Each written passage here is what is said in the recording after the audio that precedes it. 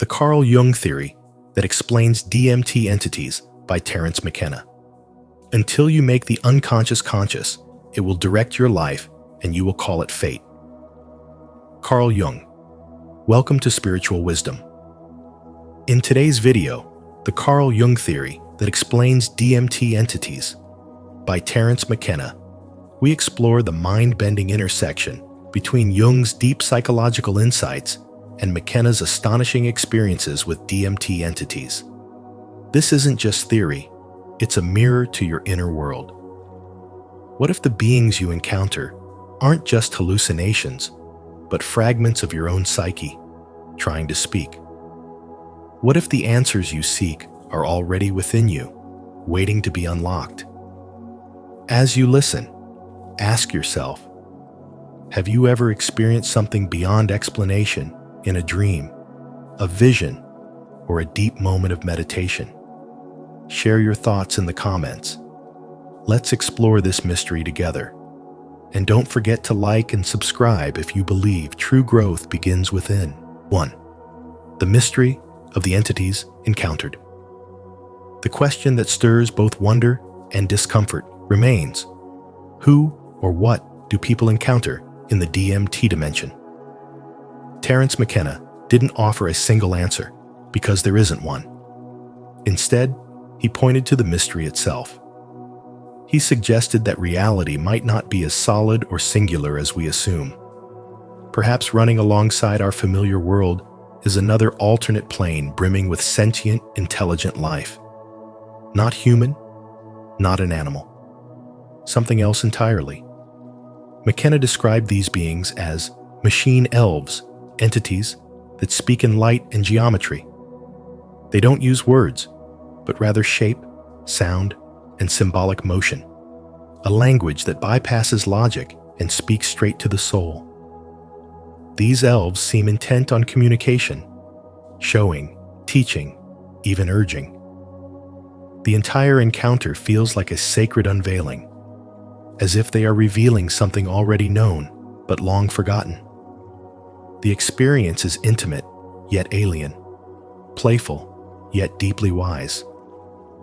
Carl Jung's voice enters here not to deny these beings, but to deepen our understanding of them. Jung explored how the human psyche contains not only the personal unconscious, but also the collective unconscious, a vast reservoir of archetypes and symbolic forms shared across humanity. Within this collective realm are psychic forces so powerful they can manifest as distinct identities. In his study of Goethe's Faust, Jung paid particular attention to the Kibiri, or alchemical children, who represent transformative elements in the psyche. He considered these figures to be autonomous psychic fragments, expressing themselves through the symbolic theater of the inner world. This leads to a radical possibility. What if these DMT entities are not beings from another universe, but emissaries from within? What if, in states of heightened consciousness, we encounter parts of ourselves so ancient, so powerful, and so unintegrated that they appear to be other? The mystical becomes psychological. The alien becomes intimate. The elves may not be out there, they may be in here. In daily life, we repress intuition, avoid emotions, ignore dreams, and fear silence. The ego clings to the known, the familiar, the controlled. But Jung warned that what we repress does not vanish. It lives on in the shadow, waiting to be seen. He wrote, "Until you make the unconscious conscious, it will direct your life and you will call it fate." When the veil thins, whether through trauma, psychedelic experience, deep meditation, or even art, those hidden elements emerge. Consider the modern professional who's burned out, disconnected, uninspired. One afternoon, they retreat from the noise of life and sit alone with their thoughts. No substances, no distractions. And suddenly, visions arise, memories, symbols, even presences. Are they hallucinations? or long-forgotten parts of the soul speaking through archetypal form. The experience mirrors the DMT state, contact with something bigger, wiser, older, and strangely familiar. McKenna and Jung, though speaking different languages, psychedelia and psychology arrive at the same doorway. Behind that door is the self, not as ego, but as totality. Light and shadow, known and unknown, human and divine. Spiritual awakening, in this context, is not the escape from reality, but the courageous journey deeper into it. And on that journey, we must be willing to meet the beings, both beautiful and terrifying, that live within our own unconscious. These inner encounters aren't distractions or delusions. They are initiations. Each one brings us closer to wholeness. The entities, whether real or symbolic, serve the same purpose: to awaken us, to remind us, and to return us to the source. Through Carl Jung's insights and McKenna's bold explorations, we're invited to look inward, to listen more closely, and to respect the wild, mysterious depths of the human psyche. Have you ever encountered something unexplainable that made you question reality itself? If so, share your experience in the comments below so others can reflect and learn. If not, comment, "I'm open to the mystery," and join us as we explore the unknown together. 2. First possibility: a parallel universe. One compelling theory suggests that our understanding of reality is not just limited, but fundamentally flawed. According to Terence McKenna, what we call normal is only a thin layer of perception, and beyond it lies an invisible dimension, a parallel universe filled with intelligent beings who use a kind of living language to create objects. These aren't metaphors. These entities, often referred to as elves, appear during powerful DMT experiences. They are vivid, interactive, and astonishingly conscious. They don't speak in words, but in shimmering vibrations that manifest as objects, structures, even entire worlds. McKenna insists that this realm isn't a hallucination. It's not an illusion. It's a hidden domain of consciousness that exists just beyond the veil. And DMT is the key that breaks you through. Carl Jung's psychological framework provides profound context for this. Jung described the psyche as a deep and multi-layered structure, containing not only personal memories, but also a collective unconscious, an inherited pool of symbols, myths, and archetypes. Within this realm live what Jung called autonomous psychic elements, forces within the psyche that operate independently of the ego. He studied these in great depth, especially through alchemical texts. One example is the very mysterious, childlike beings that appear in the third act of Faust, associated with transformation and deep psychic alchemy. Jung saw them as real manifestations of psychological truth, symbols of powerful internal shifts. If we look closely, these alchemical children are not so different from the DMT entities. Both seem to emerge from a deeper layer of reality. Both appear during states of transformation. Both possess a kind of intelligence that seems to know us better than we know ourselves. Jung would argue that these aren't just hallucinations or random visions, they are mirrors. Mirrors reflecting forgotten parts of our own being. In his view, the unconscious mind is not a dead storage of memories. It is alive. It dreams. It creates. It warns. And it heals. When people meet DMT entities, they may actually be meeting these autonomous fragments archetypes clothed in mystery surfacing to deliver a spiritual message or initiate a rite of passage. McKenna described the experience as more real than waking life. He believed that the language of these entities was performative. It didn't describe reality, it produced it. That mirrors Jung's idea that symbols from the unconscious are not passive. They actively shape our lives. What we repress, ignore, or forget in the waking world becomes amplified in the inner one. When we step into altered states, we enter a realm where psychological truth takes form, sometimes in the shape of guides, watchers, or creators who challenge us to expand. At that moment, we're not just observers. We're participants in a cosmic dialogue. The connection between Jung's depth psychology and McKenna's DMT explorations is not just theoretical, it's spiritual wisdom in motion. The idea that there is more to existence than meets the eye isn't fantasy. It's a message repeated through mythology, mysticism, and now psychedelic science. These encounters invite us to question our reality, our identity, and our purpose. They invite us to see that consciousness is vast, intelligent, and possibly interconnected with dimensions far beyond the physical. This spiritual wisdom isn't reserved for philosophers or psychonauts. It belongs to anyone brave enough to question the surface and descend into the deeper currents of the soul. Comment below. I am open to new dimensions. If you're ready to explore the mysteries of parallel worlds and hidden realms. 3. Second possibility. Carl Jung's psychological explanation.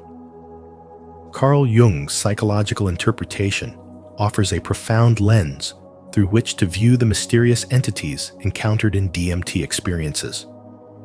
Rather than labeling these beings as external aliens or interdimensional visitors, Jung suggested that they may, in fact, be autonomous psychic fragments, splinters of the unconscious mind that have broken away from the control of the ego. These psychic energies, which Jung often explored through the symbolism of alchemy, are not hallucinations in the dismissive sense. They are living symbols, deeply rooted in the architecture of the psyche, often taking on form during altered states to deliver a message or reveal something previously hidden. During his study of alchemy, Jung explored characters like the Kibiri and the homunculi, mysterious, childlike figures who emerge in symbolic rituals. He interpreted them as archetypal energies that represent the early, undeveloped stages of consciousness, parts of ourselves that are still evolving. These energies can manifest as tricksters, guides, or even chaotic forces when the conscious mind is bypassed, such as in deep meditation, dreams, or psychedelic states. In this view, DMT does not create these entities, it reveals them. The veil thins, and you find yourself standing face to face with the hidden contents of your own psyche. This perspective radically shifts the way we understand spiritual phenomena. Instead of chasing the external, Jung's theory invites us inward.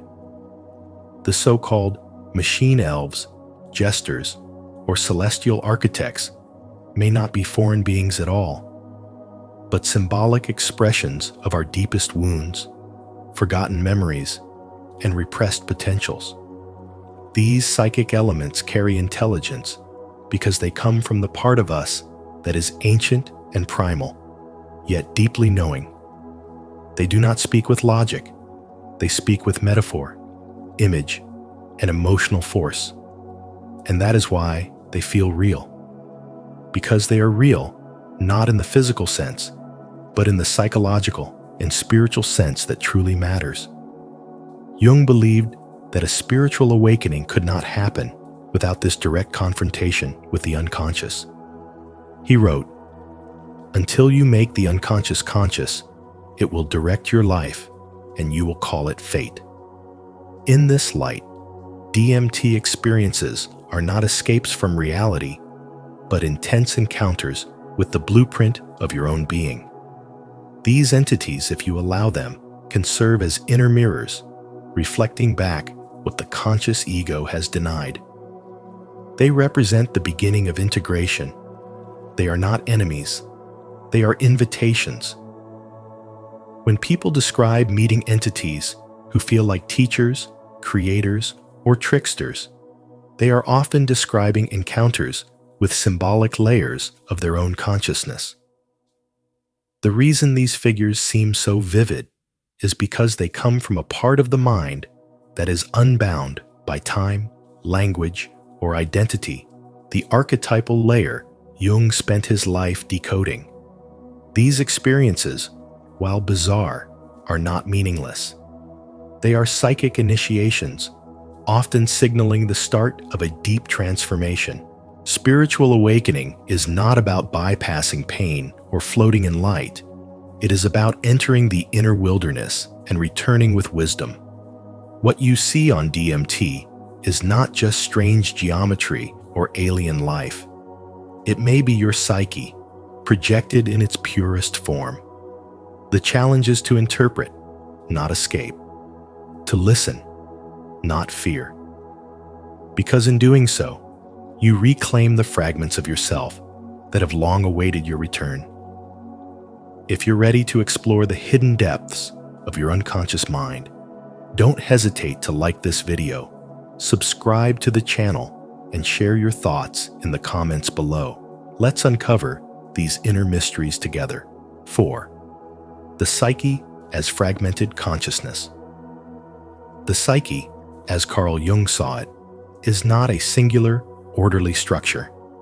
It is a mysterious, layered realm of images, forces, and forgotten voices. When pushed beyond ordinary consciousness, especially through profound experiences like DMT, the mind doesn't simply expand, it breaks open. And what spills out is not something foreign, but fragments of yourself. Think of mercury dropped onto a surface. It doesn't disappear. It scatters into many glimmering pieces. Each drop reflects light, dances, separates, yet still belongs to the same whole. The same is true for your consciousness. When the ego loses its grip, what emerges are these sparkling fragments of the soul, each taking on a shape, a personality, a message. These are the so-called DMT entities. Terence McKenna described them as self-transforming machine elves, playful beings of impossible intelligence that speak in color and emotion. But from Jung's perspective, they are something far deeper. He believed that the unconscious is populated with autonomous psychic elements, symbolic beings that behave independently, because they come from parts of your mind long disowned or unintegrated. He wrote about the Kibiri, strange spirit children from alchemical visions, and the homunculus, the little symbolic man created in the alchemist's flask. These weren't fantasy characters. They were inner realities, representations of psychic energy that had gained form because the conscious mind could no longer contain them. In modern life, these psychic fragments don't just appear in altered states, they show up in everyday emotional turmoil. After a heartbreak, after failure, in moments of deep exhaustion, you don't feel like one person anymore. You feel like many. The hopeful part wants to try again.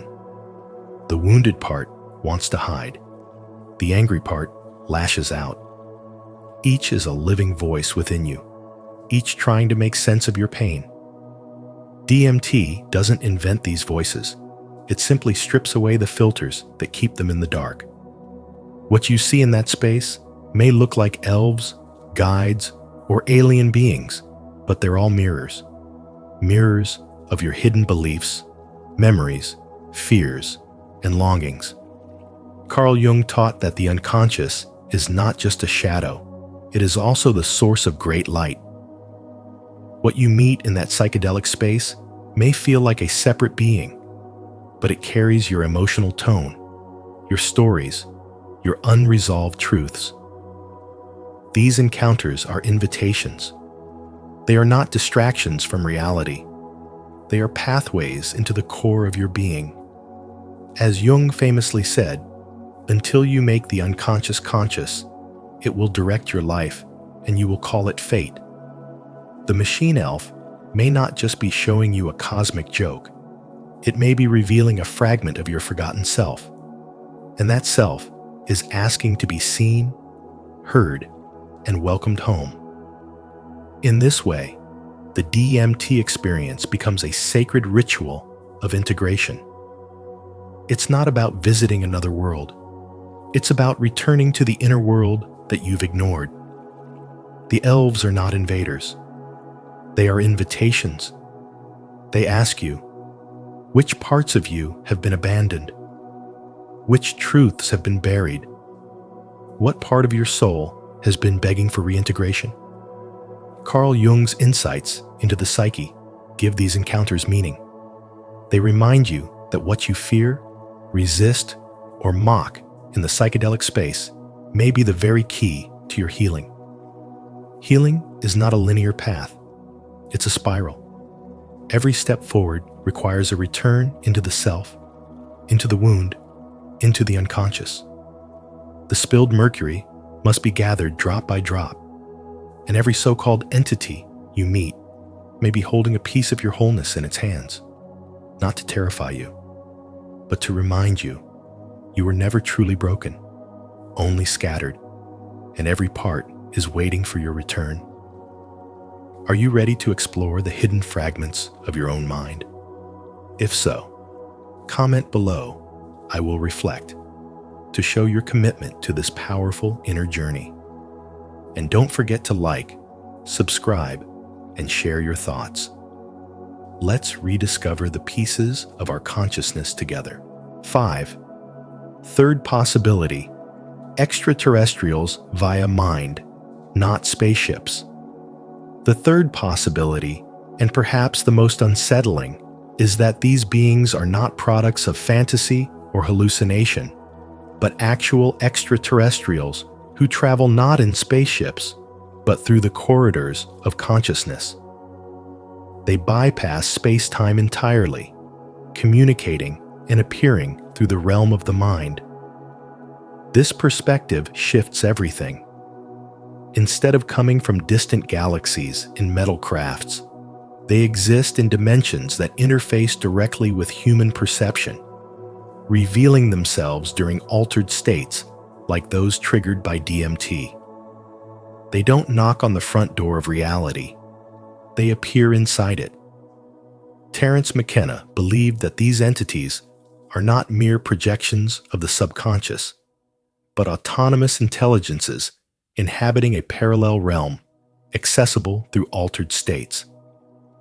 Carl Jung, too, left a trail of breadcrumbs that lead us here. He spoke of autonomous psychic elements within the psyche that behave as if they have their own will. In Faust, Jung analyzed the appearance of the Kibiri, the mystical alchemical children that represent hidden transformative energies. These beings, like the machine-like elves seen during DMT trips, are not just myth or metaphor. They are living forces within the psyche that seem to act independently, even communicating with the conscious mind. From a standpoint of spiritual wisdom, these encounters represent more than mystery.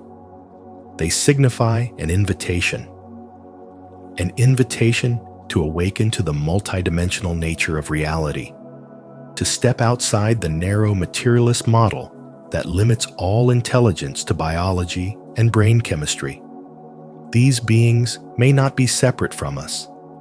They may be higher fragments of the self, aspects of consciousness reaching from the beyond to initiate growth, healing, or revelation. In many ancient traditions, spirit guides, devas, or celestial teachers are said to reach humanity through dreams and vision. DMT may simply open that same door suddenly, vividly, and overwhelmingly. If we think of the mind as a tuning device, then most of us are locked onto a single static channel, the waking, everyday world. But psychedelics, near-death experiences, or deep meditation momentarily turn the dial, revealing new frequencies, and on those frequencies, other intelligences may reside. They don't require spacecraft because their medium is vibration, thought, energy. To the ordinary mind, this is nonsense. But to the spiritually awakened mind, this is the language of transformation. Carl Jung once said, "Enlightenment doesn't come by imagining figures of light, but by making the darkness conscious."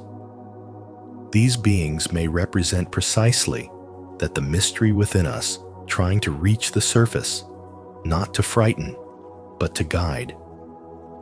McKenna suggested that perhaps these entities aren't truly other, but parts of ourselves that we've forgotten.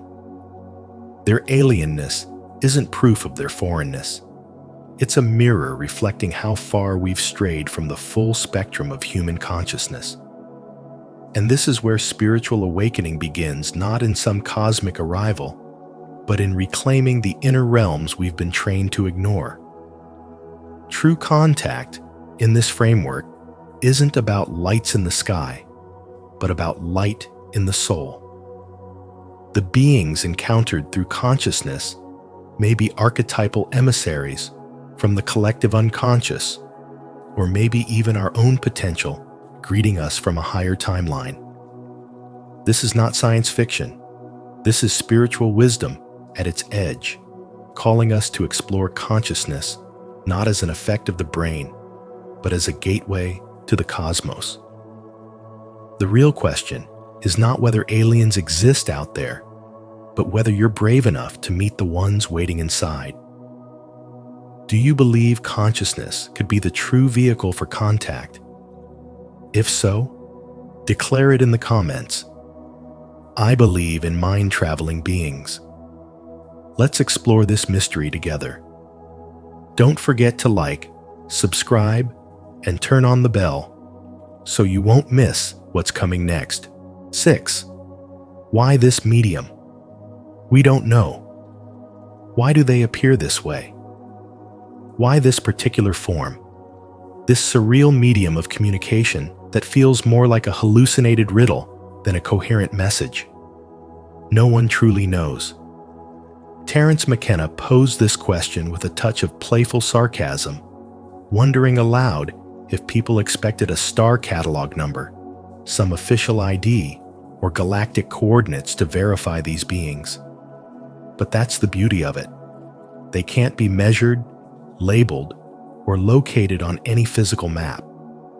They emerge from a space where logic fails and symbols rule, where the language is emotional, intuitive, and archetypal. That alone suggests their purpose isn't to be understood by the rational mind, but to disrupt it. Carl Jung would likely argue that what we're encountering aren't others in the extraterrestrial sense, but are autonomous fragments of the psyche archetypal forces that have become personified. In deep psychedelic states, especially under the influence of DMT, these forces gain shape, personality, and presence. They speak in riddles, gestures, and impossible geometries. They are the living expressions of parts of ourselves we've never met until the veil is ripped away. Jung referred to such inner forces as autonomous complexes, powerful inner personalities that function independently of the conscious ego. During a spiritual awakening, these forces don't whisper, they roar. And DMT tears open the psychic membrane so you can witness the parade of your soul. The medium, whether jesters, machine elves, or kaleidoscopic entities, isn't random. It's symbolic.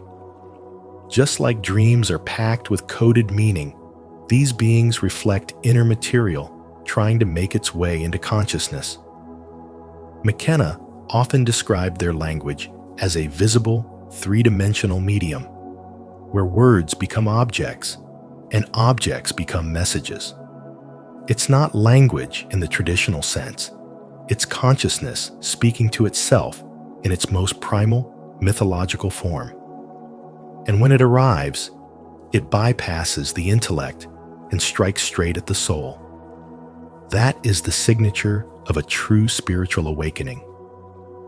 The real question isn't what they are. The real question is, what do they reveal about you? About the hidden architecture of your inner world. Because when you're in their presence, the boundary between self and other becomes meaningless. What you're witnessing may not be otherworldly at all. It might be ultra-worldly. It might be the sacred intelligence of your own unconscious mind finally rising to the surface. In those moments, what appears as an alien is actually the divine in disguise, confronting you with your deepest truths in a form your ego cannot control.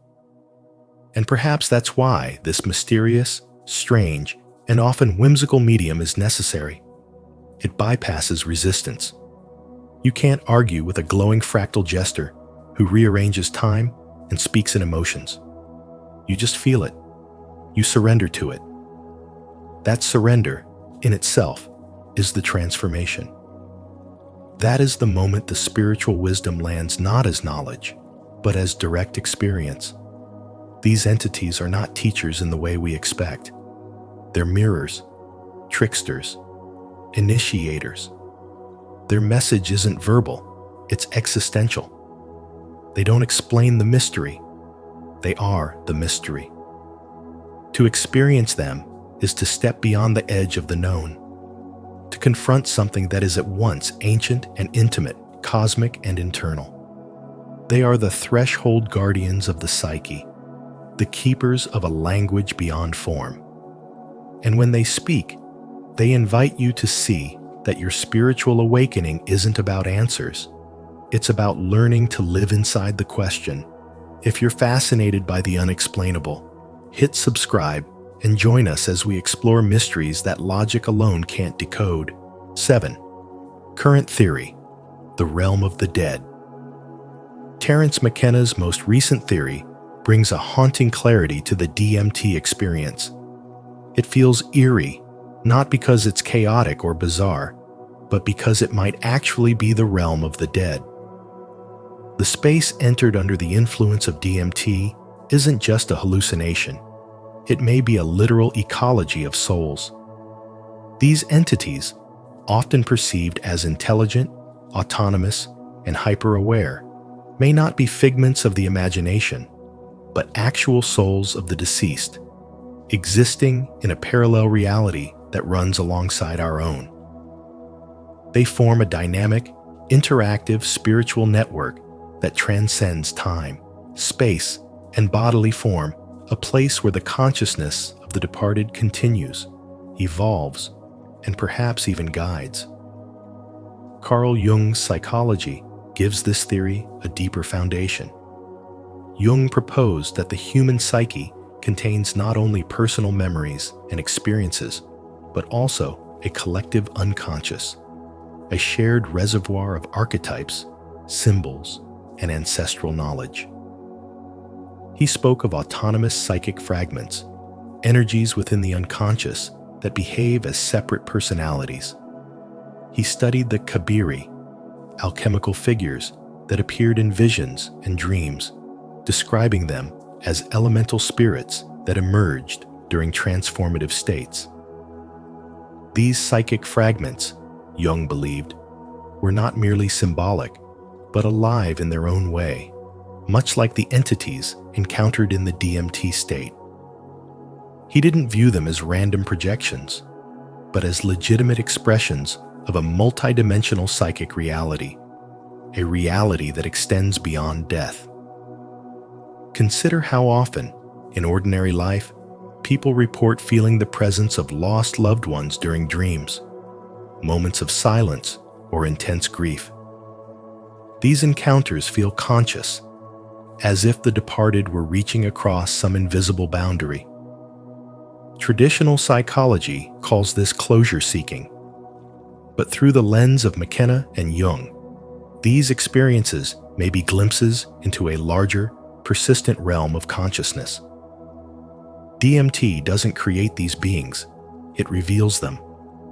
It peels back the veil and exposes the spiritual infrastructure behind existence itself.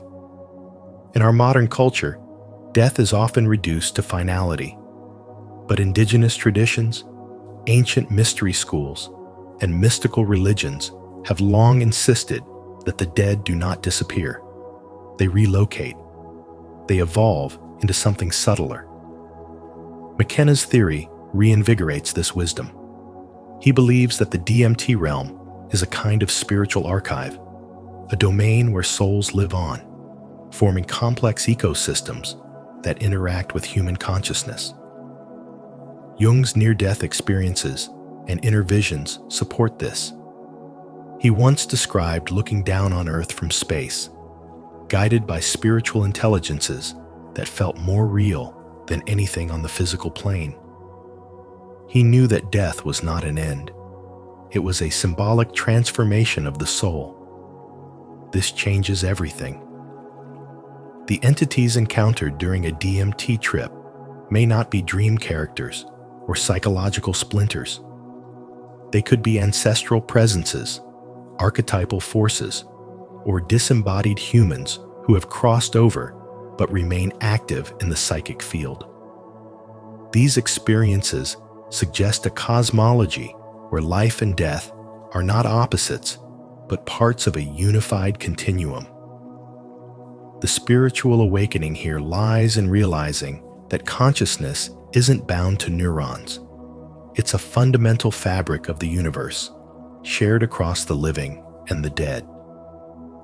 If we accept this theory, then what we call death may simply be migration. The ego dies, but awareness persists. The body dissolves, but the soul shifts to a new vibrational domain. Jung and McKenna both point to this truth using different languages, psychoanalysis and psychedelia, but converge on the same message. The veil is thin, and the journey continues. If this resonates with your soul, and you feel the truth within, repeat after me. I am open to the unseen realms. I receive this message with clarity and trust. I honor the wisdom of the beyond. 8. Reluctance to accept it, but it makes sense. The speaker confesses that at first, he resisted what was unfolding. It didn't align with any framework he had previously accepted. It felt too strange, too foreign, too irrational. But eventually, resistance gave way to something deeper, a recognition that what he was experiencing wasn't a product of imagination, but a revelation. It wasn't conjured by the mind. It wasn't fiction. It was something shown to him consistently, unmistakably, undeniably through direct experience. And when something is shown that clearly, again and again, a part of you begins to understand. You are no longer the one constructing meaning.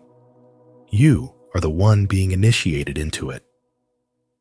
This surrender to what is revealed rather than invented is the very heart of spiritual wisdom. Carl Jung spoke often of these inner phenomena forces that rise up from the unconscious with lives of their own. He described them as autonomous psychic elements, symbols and figures that behave with intention, that disrupt the ego, that carry a message from something far older than the self. In Jung's vision, these aren't just mental projections. They're reflections of an inner reality as vast and layered as the outer world. McKenna's DMT entities, the beings who greeted him in that hyperspace realm, align strikingly with Jung's archetypes, mysterious, intelligent, symbolic forms that appear not to entertain, but to teach, to initiate, to reveal. The speaker realizes that the more he tries to rationalize or explain them away, the more foolish it feels. Because these encounters don't just happen once, they repeat, with consistency and precision, to people across cultures, languages, and belief systems. And that consistency is what finally broke through his denial. When a truth is echoed across countless experiences, it becomes more than anecdotal. It becomes archetypal. Jung would say, this is the voice of the collective unconscious speaking through the symbols that the psyche is ready to receive. And this is the turning point, not just in McKenna's experience, but in anyone's spiritual path. What you resist persists. The truth you deny keeps showing up. The moment you stop trying to fit it into your framework, the moment you open yourself to the mystery, that's when the deeper wisdom begins. That's when the psyche softens, the ego steps back, and a greater knowing emerges not as theory, but as spiritual reality. The speaker's journey from resistance to acceptance isn't just about altered states or mystical visions. It's about the profound human tendency to reject what we can't control. But when the soul is ready, even the most stubborn mind must bow. That's the initiation. That's the shift. That's when we stop labeling things as impossible and start listening to what they might be trying to say. In that surrender, in that openness, in that sacred silence between belief and experience, spiritual wisdom lives. Stay connected by subscribing to our channel, where we explore the truths that reveal themselves not through imagination, but through deep experience. You're not alone in this journey of awakening. Remember, sometimes the things we resist the most are the ones our soul needs to hear. 9. Shamanic perspective. These are the ancestors. Across countless indigenous traditions, what modern science calls DMT entities are not anomalies, hallucinations, or strange beings from a separate dimension. From the shamanic perspective, these entities are simply the ancestors, not spirits to fear or decode, but family. Wise, watching, woven into the very fabric of existence.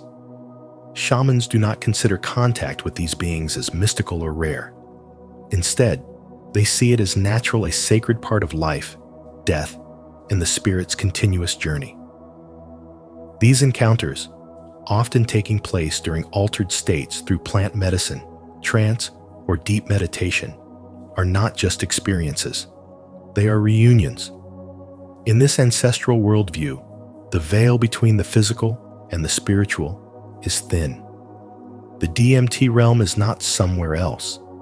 It is here, beneath the noise, beneath the conditioning, just beyond the conscious mind.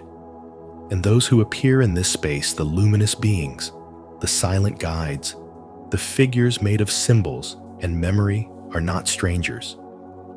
They are echoes of your lineage, carriers of ancient codes, reminders of who you are and where you came from. They do not speak in words. They communicate through knowing. They hold a mirror to the soul. Carl Jung, in his psychological language, spoke of the collective unconscious, a realm of shared memory and inherited archetypes. Jung believed that we are not blank slates. Within us lives every story ever told, every fear ever faced, every wisdom ever passed down. He once said, "The least of things with a meaning is worth more in life than the greatest of things without it." Through the lens of spiritual awakening, the DMT entity becomes not a hallucination, but a symbolic messenger from this collective space, emerging at the exact moment your soul is ready to remember. Terence McKenna described these beings as self-transforming machine elves, a term both playful and profound. To him, they were not passive. They were active participants in the mystery, inviting you to listen, to learn, to let go of logic and surrender to direct knowledge. They were alive, aware, and deeply invested in our evolution. And what is evolution if not a return to original intelligence, a circle back to what was never lost? For the awakened soul, this understanding offers both comfort and challenge. Comfort in knowing you are not alone, that your guides are not external, but inherited. And challenge in realizing that to receive their wisdom, you must silence the mind, release the ego, and trust the unseen. The ancestors don't knock. They appear when you are still enough to notice. They do not explain. They allow. And in their presence, something ancient in you begins to stir. A true spiritual awakening is not only about light and love. It is about depth, and depth requires roots. These roots do not begin with your childhood. They stretch into lifetimes, into bloodlines, into the bones of the earth itself. The entities you meet are not just part of your journey, they are your inheritance. And when you listen closely, they whisper not just truths, but instructions. They remind you that awakening isn't escape, it's remembrance. And the ones who walk with you are not gods or ghosts, they are kin. If this message has awakened something deep within you, leave a comment of faith. I honor the wisdom of my ancestors. Their presence is guiding me even now. As we continue to explore the mysterious realm of the psyche, the unconscious, and the entities encountered in altered states of consciousness, one thing becomes clear. There is still so much we don't fully understand. Whether these beings are archetypes from the collective unconscious, autonomous psychic fragments, or glimpses into parallel dimensions. The conversation between Jung and Terence McKenna opens a gateway to deeper spiritual inquiry. If this video sparked curiosity or expanded your perspective, please don't forget to like, share it with others who may be seeking truth, and subscribe to Spiritual Wisdom. And be sure to turn on notifications so you never miss an opportunity to dive deeper into the mysteries of the soul and the universe. Until next time, stay open, stay grounded, and keep seeking the truth that lies within. The most dangerous sign in a person? The eye sees only what the mind is prepared to comprehend. Robertson Davies. Have you ever felt uneasy around someone but couldn't explain why? In today's video on Spiritual Wisdom, we uncover the most dangerous sign in a person, one that's often invisible, yet deeply unsettling to the soul. It's not in what they say, but in what they unconsciously project. These subtle warning signs, if ignored, can lead to emotional harm and spiritual confusion. That's why learning to recognize and protect your energy is not just wise, it's essential. As you watch, reflect on your past interactions and ask yourself, have I ignored this sign before? Comment below with your thoughts, or share a story where your intuition proved right. Let's grow in awareness together.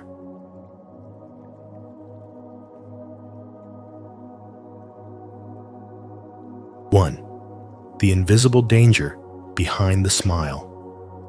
Some people wear a smile that looks sincere, but something about their presence unsettles you. It's not what they say, it's what you feel. That quiet discomfort is not imagination. It's a spiritual warning. Carl Jung revealed that the most dangerous kind of person doesn't raise their voice or show obvious malice. Instead, they manipulate reality through shadow projection. This is when someone denies their own flaws and unconsciously assigns them to others. They aren't attacking you directly. They're attacking the version of you that they've created in their own distorted mind. What makes this so dangerous is its subtlety. It slips past logic and speaks directly to your instincts. The person might seem confident, charismatic, or even generous, but behind their words is an energetic distortion. You may find yourself feeling tense, confused, or defensive without knowing why. That's because their energy is misaligned. In the world of spirituality, energy speaks louder than language. These people unconsciously transmit emotional toxins, not because they're evil, but because they're disconnected from their own inner darkness. This projection can be extremely manipulative. Imagine being accused of things you never did, or having your good intentions questioned repeatedly. Over time, this can destabilize your self-perception. You might begin to question yourself, withdraw, or become overly apologetic. But the truth is, you're not the source of the problem they are. Yet, because the attack is so indirect, many spiritual people, especially the empathic and compassionate, fail to recognize it in time. These interactions leave you energetically drained. It's not because you're weak, but because you're absorbing vibrations that are not yours.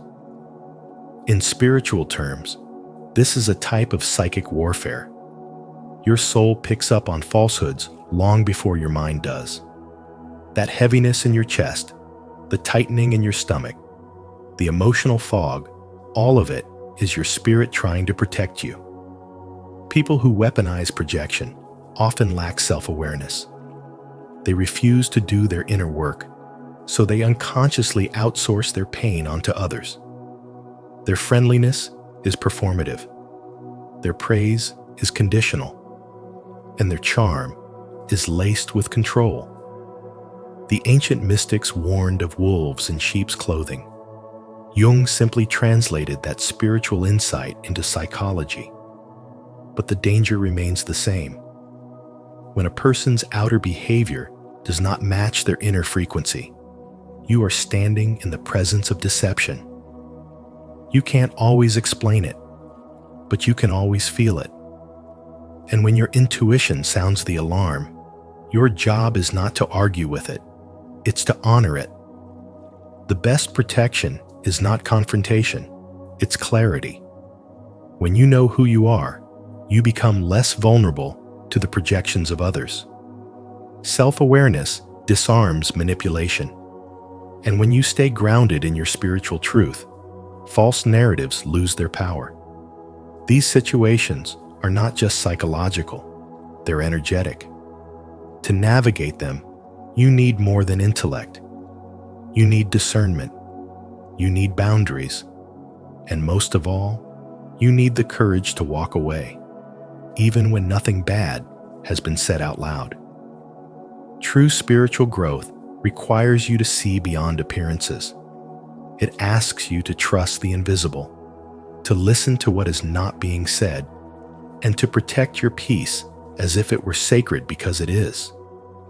Some smiles conceal storms. Some compliments carry poison. And some connections are tests, not blessings. The real danger is not what people do in the open, but what they carry in secret, and how quietly that energy tries to entangle your soul. Have you ever sensed something was off about someone even when they were smiling?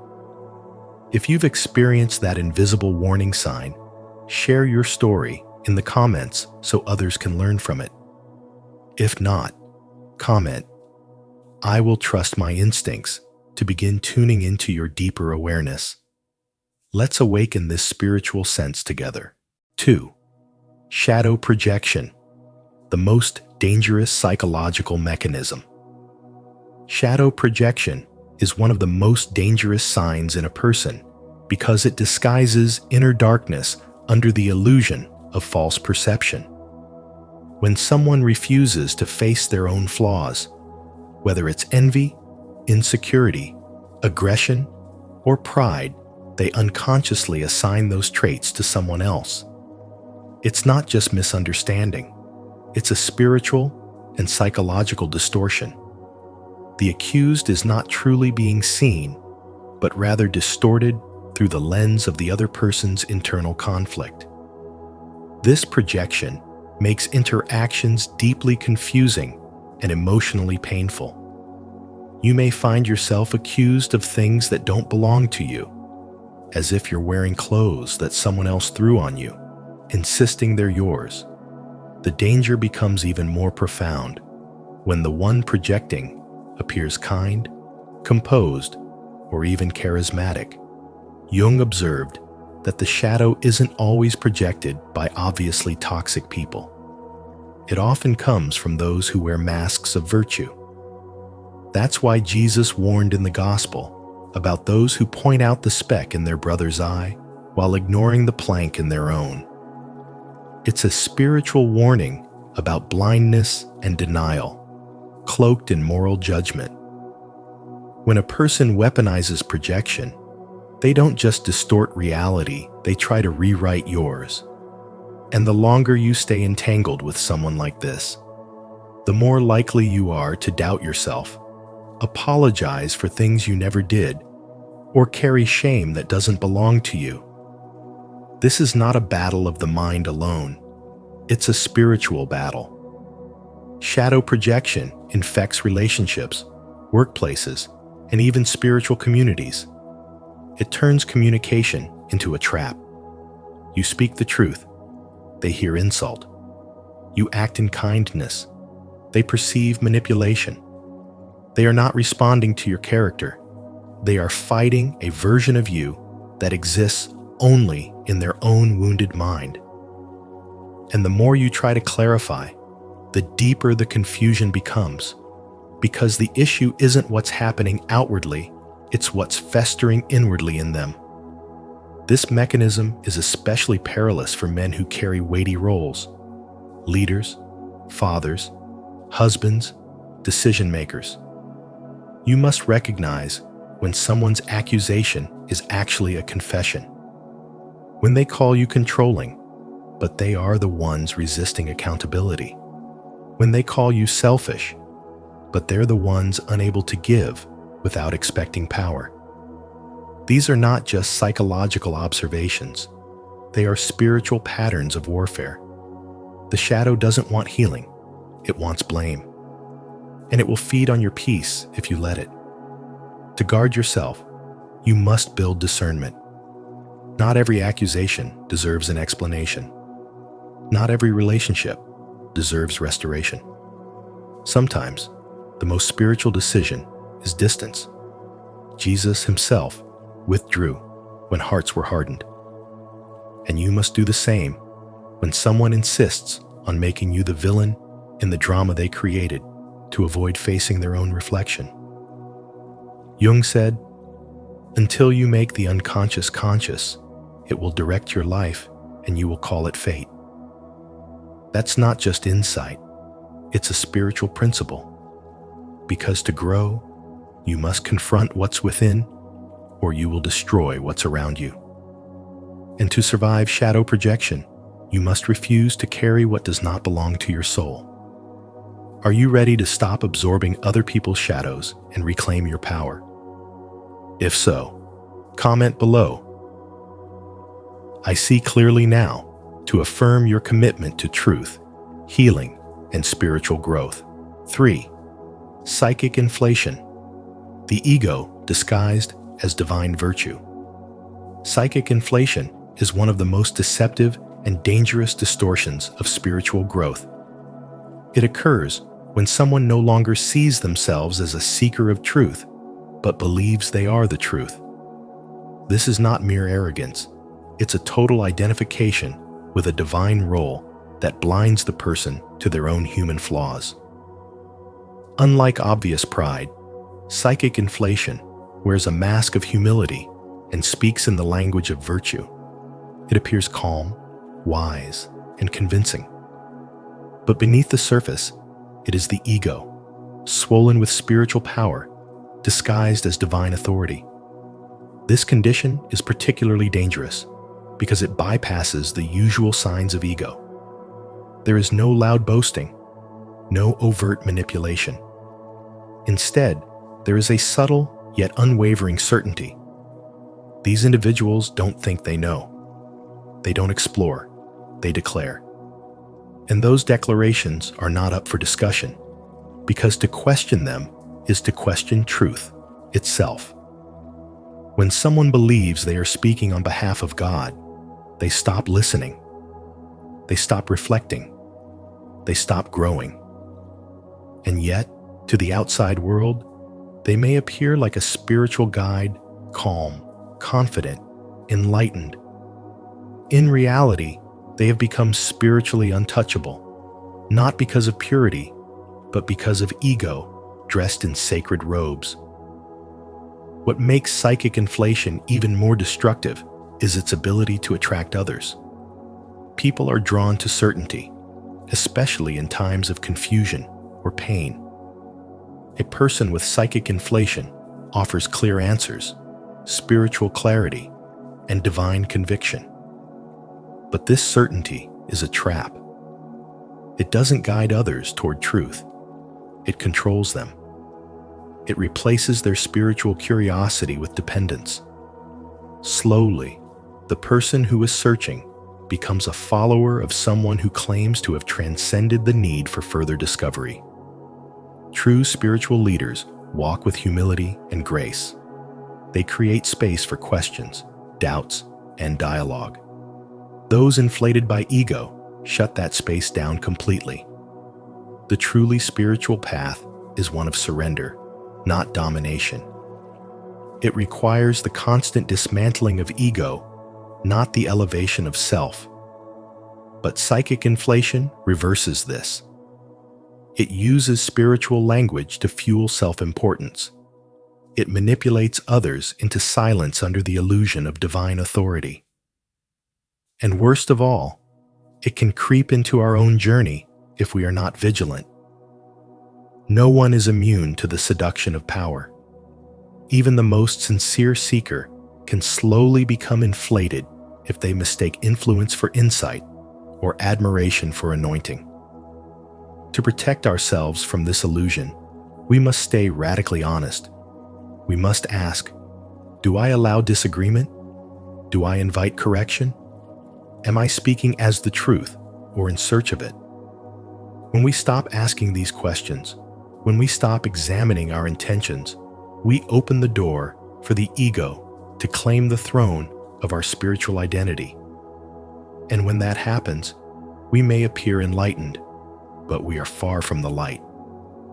Comment below, I choose humility over ego, if you're ready to stay grounded on your spiritual path and avoid the trap of false superiority.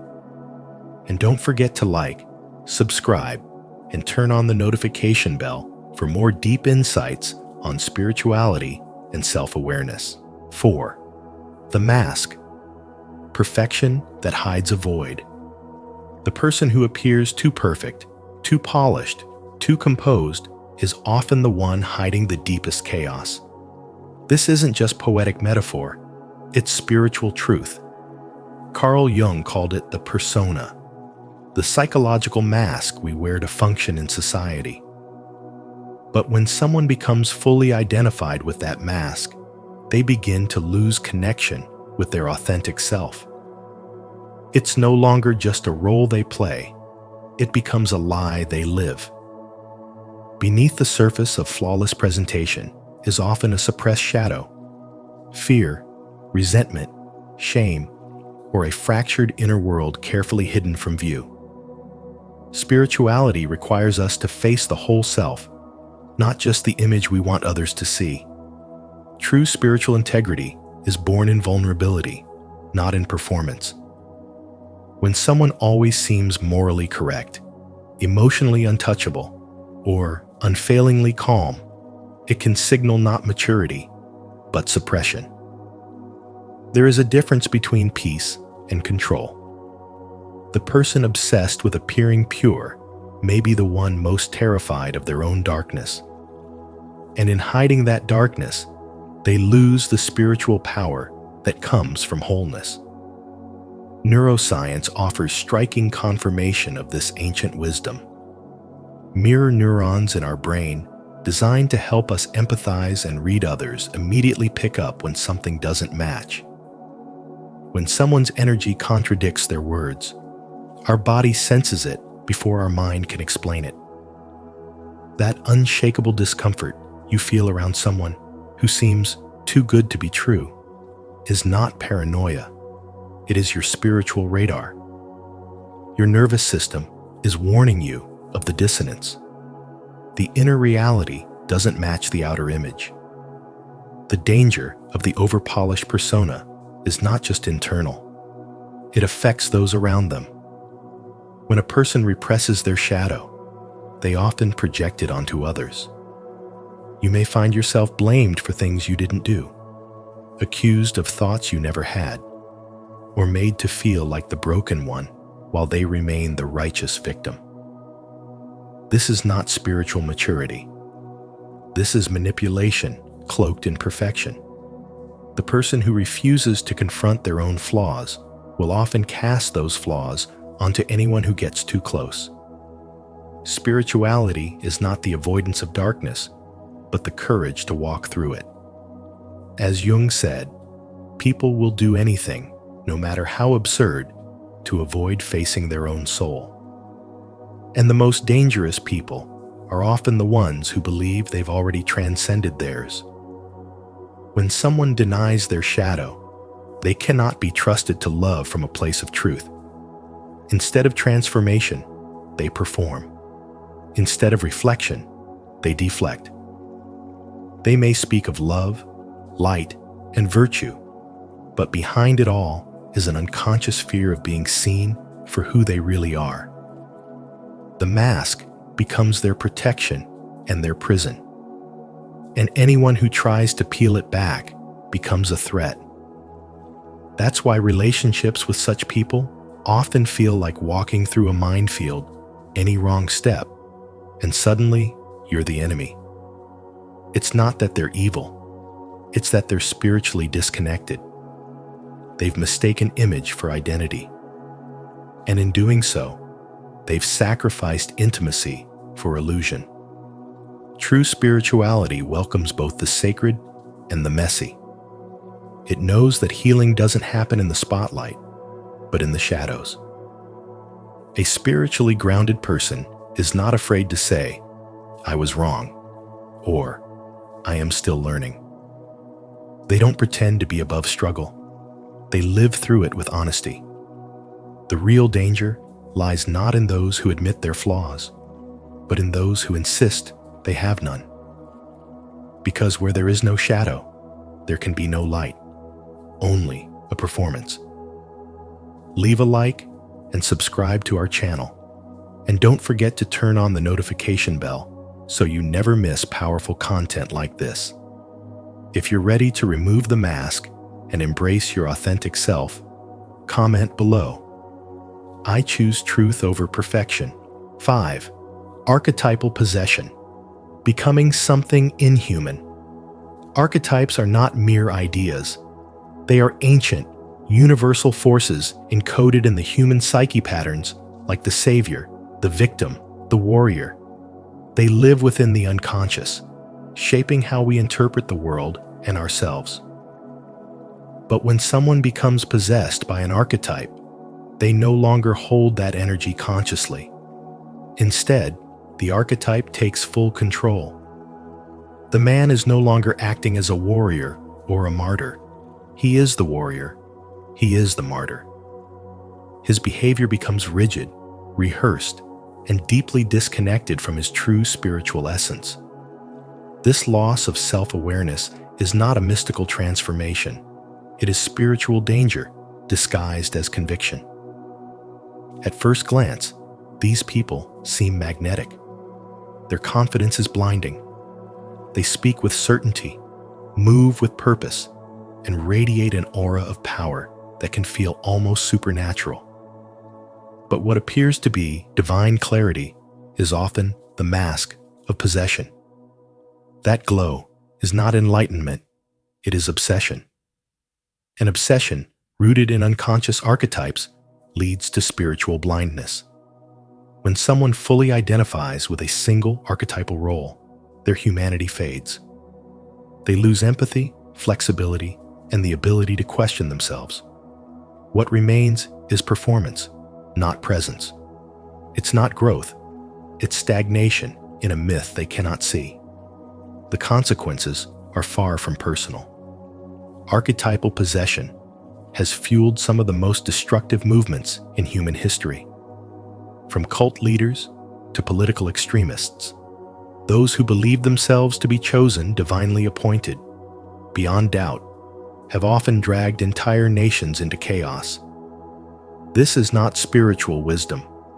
It is mythological madness.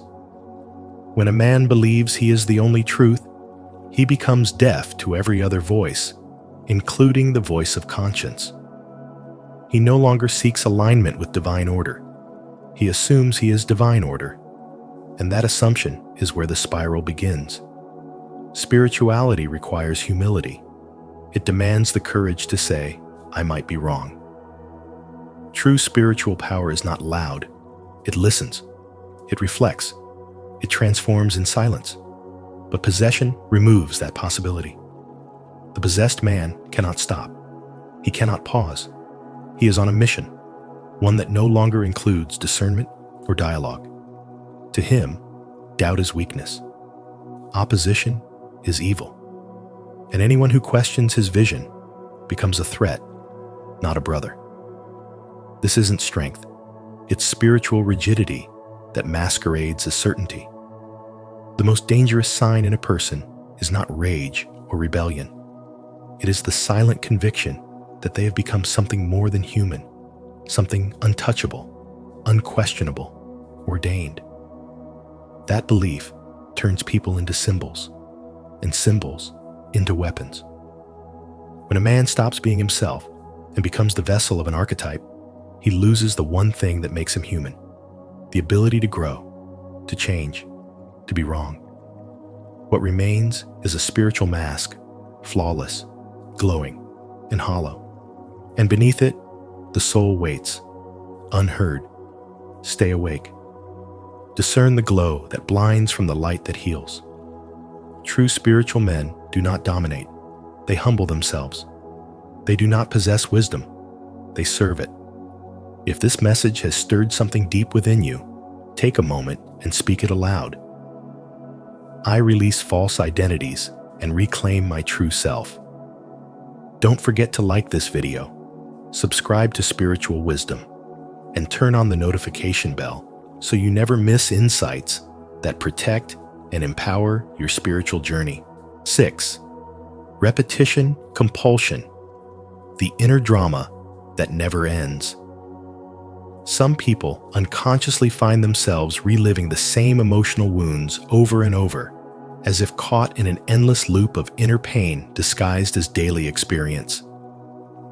These individuals recreate painful situations, not because they want to suffer, but because unresolved traumas buried deep in the unconscious mind silently control their behaviors and choices. Without spiritual awareness, they walk through life not realizing that their past is quietly writing their present.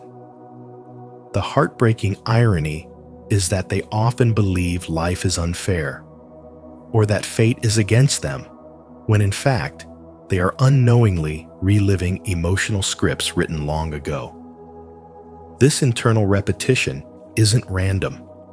It is what Carl Jung described as negative synchronicity, a pattern where unresolved inner wounds attract external situations that mirror those traumas.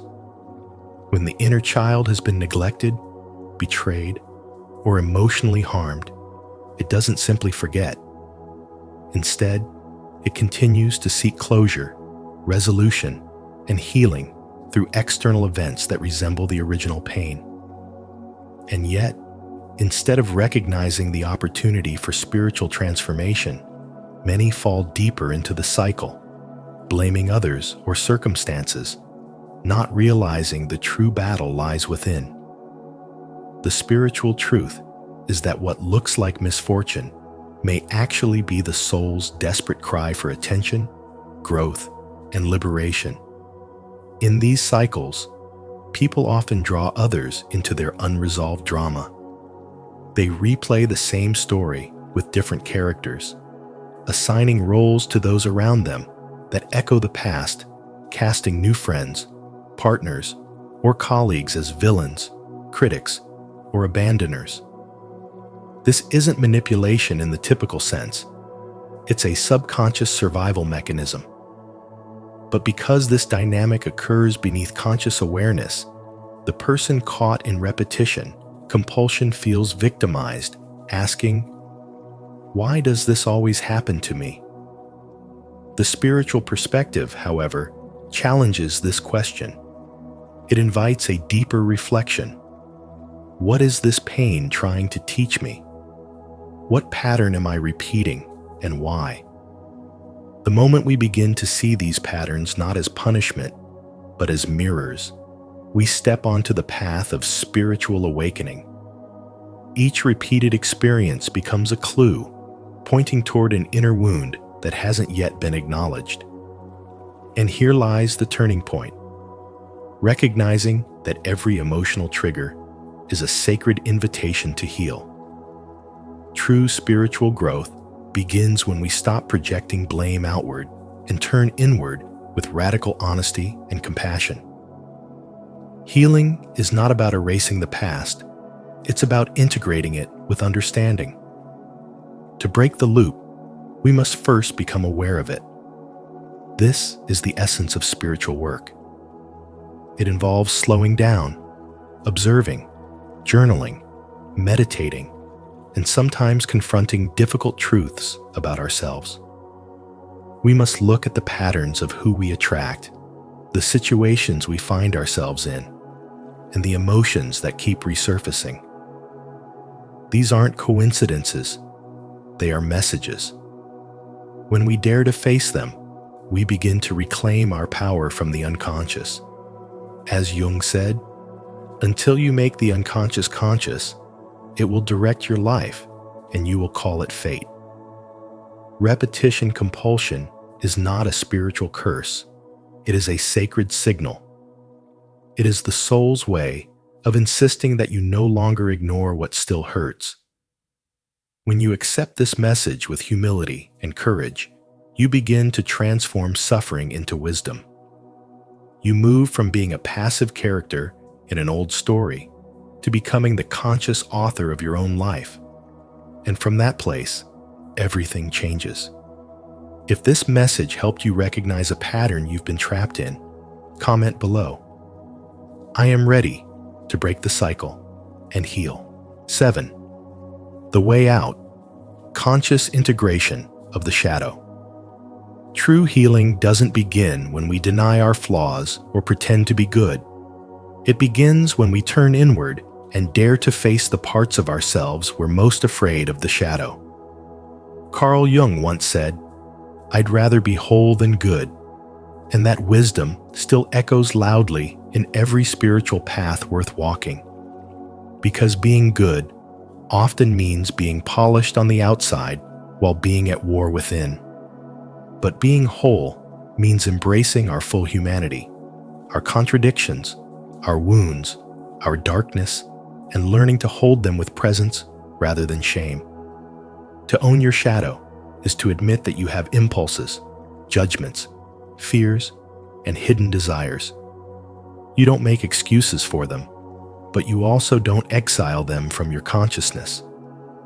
You simply bring light into what was hidden. And in doing so, you stop unconsciously projecting your inner chaos onto the people around you. You become less reactive, more stable, and more spiritually mature. You begin to understand that wholeness isn't about becoming someone else. It's about coming home to yourself completely. In Tibetan Buddhism, practitioners are taught not to run away from suffering or desire, but to investigate them with awareness and compassion. In Western alchemy, the metaphor of turning lead into gold isn't about physical metal. It's about transforming the heavy, dense parts of ourselves into spiritual clarity. The shadow is the lead. Integration is the gold. And this process of conscious transformation is not just a psychological journey. It is a deeply spiritual one. When you do this work, something powerful happens. You become humble. Not performative humility, but the kind that makes you feel at peace with your imperfections. You stop clinging to an identity of being good, and you start allowing yourself to be real. This gives you emotional balance. You no longer explode at small triggers or crumble under criticism. You stop seeing conflict as something to avoid and start seeing it as a mirror, reflecting something inside you that wants to be seen. The irony is, the more you own your shadow, the less dangerous you become to others. The most dangerous person is not the one with flaws. It's the one who denies them and lives in unconscious projection.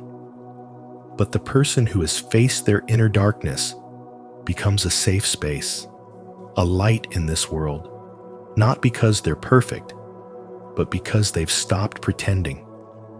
Their spirituality isn't about escape. It's about full presence. It's about becoming someone who can hold both joy and pain, both love and fear, and still choose to respond with wisdom. This is the work of integration. It's not fast, it's not glamorous, but it is the way out of suffering and the way into spiritual depth. When you walk this path, you're not just healing your own life, you're also breaking cycles that ripple through your relationships, your lineage, and the collective. Because every time you choose awareness over denial, presence over projection, and humility over pride, you are becoming the kind of person this world desperately needs. To affirm your dedication to deep healing and self-honesty, comment below, "I choose wholeness." Your words might inspire someone else to begin their journey of shadow integration. Like, subscribe and turn on notifications so you won't miss more insights on the path of spiritual growth and inner truth. Thank you for joining us on this journey into the hidden depths of human nature. In a world where appearances can deceive, staying spiritually aware is more important than ever. Always trust your intuition, protect your peace, and remain grounded in wisdom. If this message spoke to your heart, don't forget to like this video, share it with someone who needs this truth, and subscribe to Spiritual Wisdom. Make sure to turn on the notification bell so you never miss any of our upcoming insights on spiritual growth and protection. Stay alert, stay wise, and stay blessed.